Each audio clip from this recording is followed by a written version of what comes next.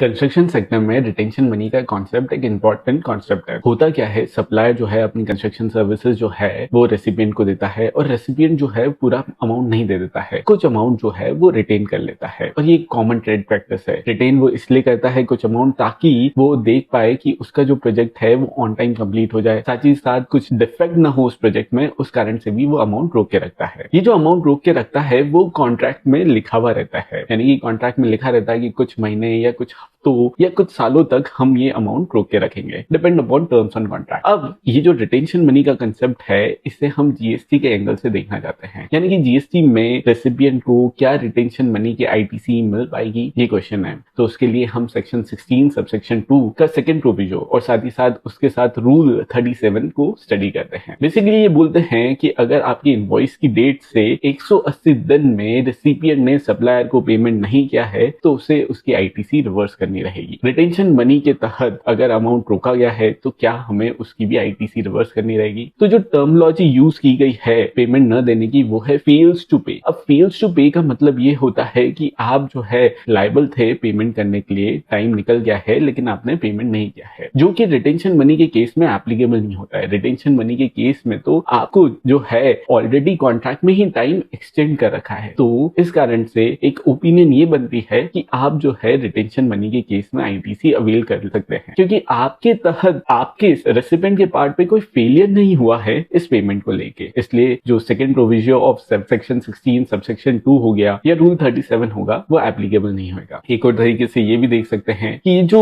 Law लाए थे, ये प्रोविजन जो लाए थे, उसका लेजिस्लेटिव नीड ये थी, उसका लेजिस्लेटिव इंटेंशन ये था कि एमएसएमई सेक्टर को टाइमली और प्रॉम्प्टली पेमेंट मिल पाए अपना। बट यहाँ पे तो कॉन्ट्रैक्चुअली ही जो है वो टाइम एक्सटेंड करने की बात की गई है। तो इस कारण से भी जो है आईटीसी रिवर्स करने की जरूरत नहीं पड़ेगी।